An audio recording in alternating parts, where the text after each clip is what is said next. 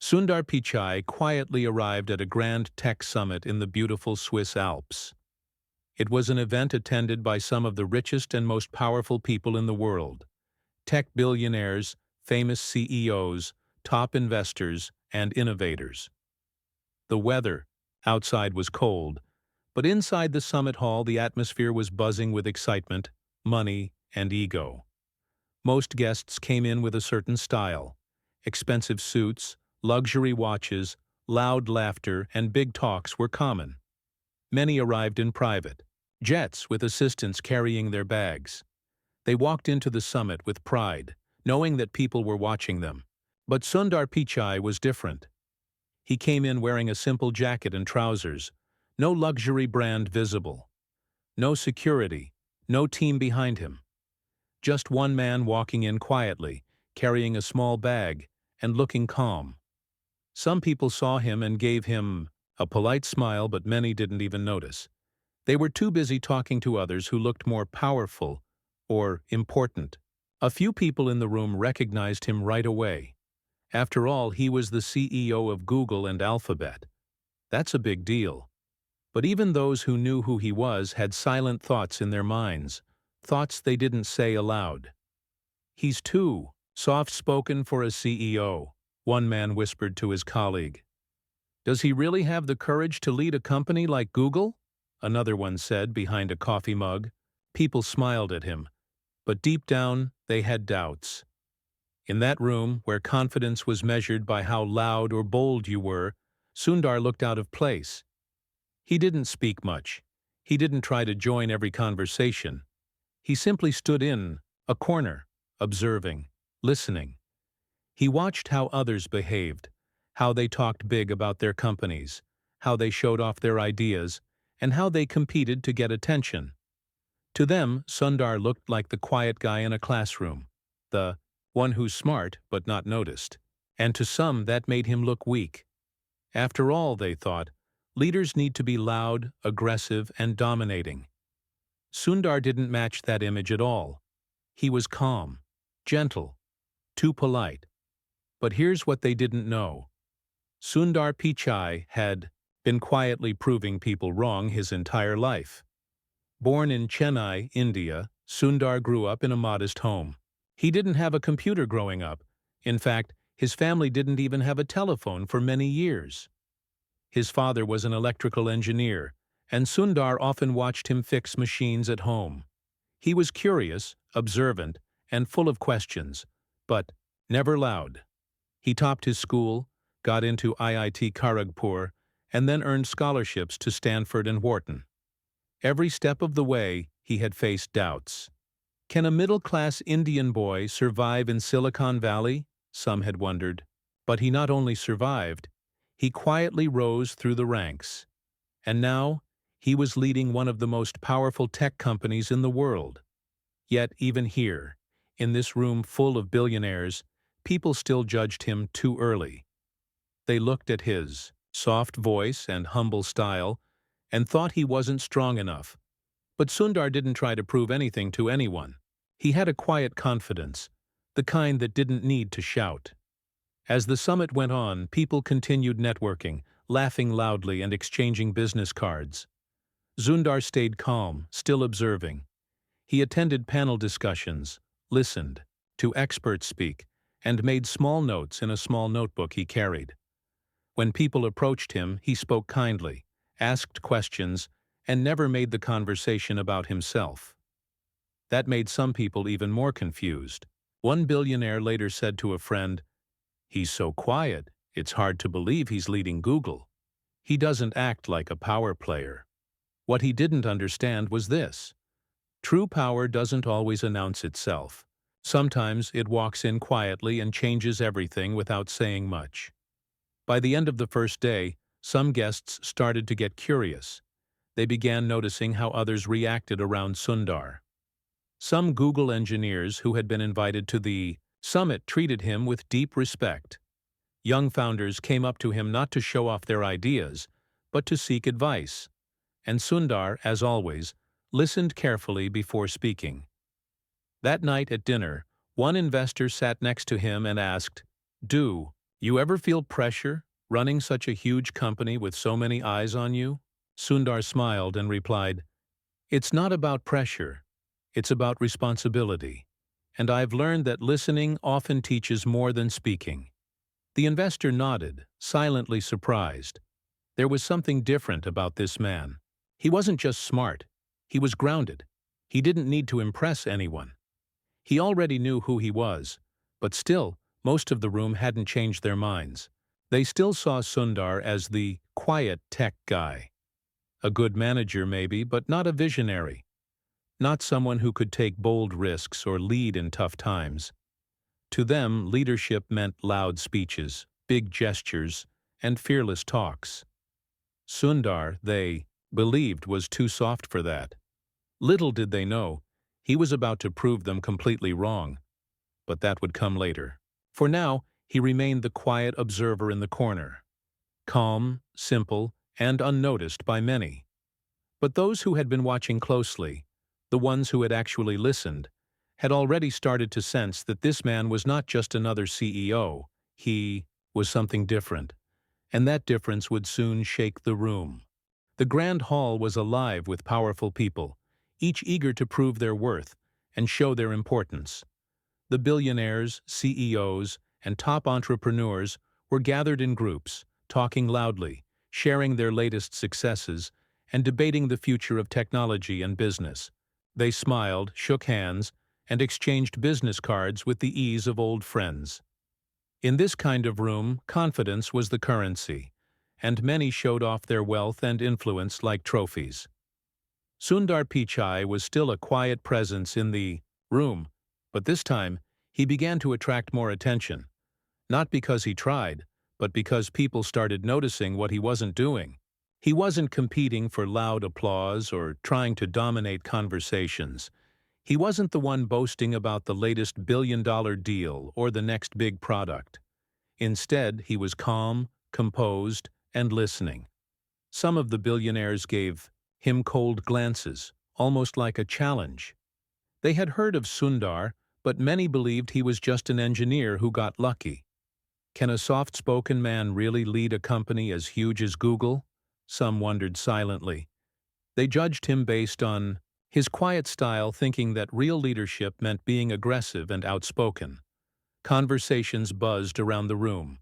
There was talk about AI, cryptocurrency, the next big tech breakthrough, and how some companies were disrupting entire industries overnight. Loud voices claimed they were the true innovators. One famous entrepreneur joked loudly in Sundar's direction. "Google's getting too polite. Where's the fire, Pichai? You need to be more aggressive if you want to keep up." Sundar smiled but said nothing. His silence was not weakness. It was strength. He understood something many others didn't. Leadership was not about shouting the loudest.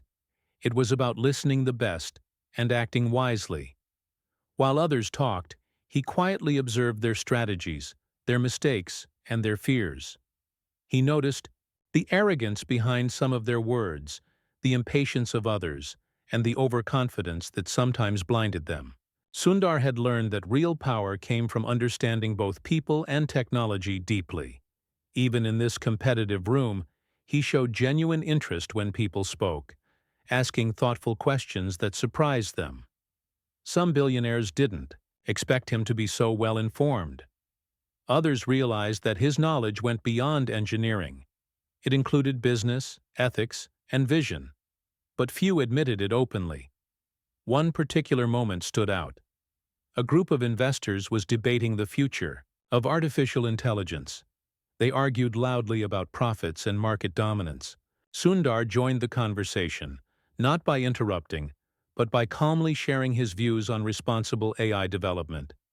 He spoke about the importance of trust, transparency, and fairness. His words were simple but powerful, and they made many people pause. The room, which had been filled with loud voices, suddenly grew quieter. People listened, some nodding slowly. For the first time, they saw that Sundar's leadership was not about hype or flashy announcements. It was about substance and long-term thinking. Still, some remained skeptical. They whispered that Sundar was too cautious. maybe even afraid to take risks. But those who truly understood tech knew that his approach was deliberate and strategic. Sundar was not interested in quick wins or short-term fame. He focused on building technology that could last and serve billions of users responsibly. As the evening went on, the ego battles continued in other corners of the room. But Sundar stayed calm, his presence growing quietly stronger. People began to realize that his humility was not a weakness. It was a new kind of strength. He didn't need to fight to be heard. When he spoke, his words carried weight because they came from deep understanding and experience. Some billionaires who had doubted him started to rethink their assumptions. They saw that Sundar wasn't just another tech CEO.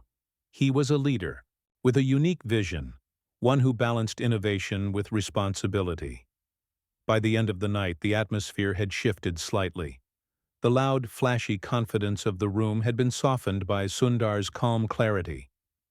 People weren't sure yet what to make of him. But one thing was certain. Sundar Pichai was not the man they thought he was. And this was only the beginning. The summit was buzzing with excitement as experts and leaders gathered for a special panel discussion. The topic was something everyone cared deeply about: artificial intelligence, or AI, and its future. This was not just about technology, it was about the future of humanity itself. The room was packed with some of the smartest people in the world, each ready to share their thoughts. The energy was high, and the conversations were intense. Many speakers took the stage, each bringing their own ideas and opinions. Some talked about the amazing possibilities AI could bring, like curing diseases, solving climate change, or making life easier in countless ways. Others warned about the dangers: jobs disappearing, privacy disappearing, machines making decisions without human control. The debate was heated and sometimes confusing, filled with technical words and big claims. When it was Sundar Pichai's turn to speak, the room had already heard many speeches. People expected another usual talk, some technical details, a few hopeful visions, and polite reassurances. But Sundar was ready to surprise them all. He stood calmly looking around at the audience. Instead of rushing into complicated terms or marketing promises, he started by telling a simple story: how AI is not just lines of code or cold machines, but something that affects real people every day. He talked about teachers who use AI tools to help students learn better, doctors who use AI to diagnose illnesses earlier, and families who rely on AI-powered phones and assistants. This made the room quiet. Suddenly, everyone felt the human side of the technology. Sundar explained how Google was working hard not just to create smarter AI, but to make sure it was safe and fair. He spoke about the challenges behind the scenes, the difficult decisions about what AI should or shouldn't do, how to avoid biases in data, and how to protect users' privacy. He didn't hide the problems or pretend they were easy to solve. Instead, he showed that the company was aware of the risks and was trying to build AI responsibly. His speech wasn't filled with buzzwords or flashy promises. It was clear, honest, and full of insight. He talked about the ethical questions that everyone needed to think about: how to keep humans in control, how to prevent misinformation, and how to make sure AI serves all people, not just a few powerful companies. People in the room started paying more attention. Some nodded in agreement. Others looked thoughtful, realizing this was different from the usual tech speeches. Sundar was not just selling a product. He was sharing a vision, one that balanced innovation with care. One of the investors later said, "He didn't just explain AI. He made us think about our responsibility as leaders and creators." Another tech CEO admitted that Sundar's approach was refreshing because it focused on trust and long-term impact rather than short-term gains. After the speech, a few people approached Sundar with questions. They asked about specific challenges in AI ethics, the role of governments, and how smaller companies could keep up. Sundar answered patiently, showing deep knowledge and a willingness to listen. He didn't avoid tough questions or give vague answers. Instead, he engaged in real conversations. This moment changed how many in the room saw Sundar. They realized that beneath his quiet demeanor was a sharp mind with a clear sense of purpose. He wasn't just a manager or a figurehead. He was a leader thinking deeply about the future, about how technology could help humanity without causing harm. The panel ended, but the discussion continued. People talked about Sundar's words long after he left the stage. Some even admitted they had underestimated him before. They had thought he was just a polite executive, but now they saw him as a visionary with courage and clarity. This was the moment when Sundar destroyed the assumptions they had about him. He showed that true leadership was not about being loud or flashy. It was about understanding complex problems, facing hard truths, and guiding people with wisdom and kindness. And in that room filled with billionaires and tech giants, Sundar Pichai quietly changed the game forever. The atmosphere in the room was different now. What started as an event filled with casual talks, power plays, and quiet judgments had shifted into a place of serious reflection. Sundar Pichai, who had once been seen as the quiet and somewhat soft-spoken leader, was now at the center of attention, not because he wanted to be, but because he had earned it with his words and his presence. Those billionaires and tech giants who had once cast cold glances or dismissed him as just another executive now found themselves drawn into deeper conversations. The same people who had exchanged quick jokes and light banter were now listening with genuine interest. Sundar's calm and clear way of explaining complex issues had made an impact, and it was difficult to ignore. People in the room began to realize that Sundar's leadership style was not typical, but it was powerful. He didn't dominate discussions by raising his voice or interrupting others. Instead, he asked thoughtful questions and offered insights that made people think differently. This was a new kind of leadership, one built on respect, patience, and deep understanding. One by one, some of the most skeptical billionaires approached him with questions. They wanted to understand how he saw the future of technology, especially artificial intelligence. They asked about the risks they had heard so much about: privacy concerns, job losses, misinformation, and the concentration of power in big tech companies. Sundar answered every question carefully, never dismissing concerns but instead acknowledging the challenges openly. He explained that leading a company like Google was not just about making profits or launching new products. It was about responsibility, the responsibility to billions of users worldwide who depended on their technology every day. He talked about the delicate balance between innovation and ethics, how one must think not just about what technology can do, but what it should do. This honesty surprised many. In an industry often driven by hype and competition, Sundar's approach was refreshing. It wasn't about making big promises to attract investment or media attention. It was about being realistic, transparent, and thoughtful. The room was filled with people who were used to fast decisions and quick wins. Sundar's long-term view challenged that mindset. He warned against arrogance, the arrogance of thinking technology alone could solve all problems, or that success could be measured only by money and market share. One investor, who had been openly skeptical earlier, later said, "He didn't try to sell us a dream. He reminded us of the hard work and care that goes into building something meaningful." It made me rethink how I judge leaders. Some entrepreneurs, who had been competing to show who was the most daring and bold, listened carefully as Sundar shared examples of Google's efforts to address misinformation and bias in AI. He talked about how the company had to make tough choices, sometimes slowing down projects or changing direction to avoid harm. Sundar's words showed a side of leadership that many had forgotten, a side that cared about people and society, not just profits and power. His humility, combined with his knowledge, made a deep impression. The energy in the room shifted. Egos softened. Conversations became more open and honest. People started asking questions about collaboration, ethical standards, and how they could all contribute to building a better future with technology. Sundar didn't claim to have all the answers. Instead, he invited others to join him in thinking carefully about the path forward. His leadership was inclusive and collaborative, not dictatorial. This change was noticeable to everyone there. Some said it was like watching a master quietly steer a huge ship through stormy seas, not with force, but with skill and care. By the end of the event, Sundar had not only destroyed the old assumptions about him, but had also inspired many to reconsider what true leadership looks like in the modern world.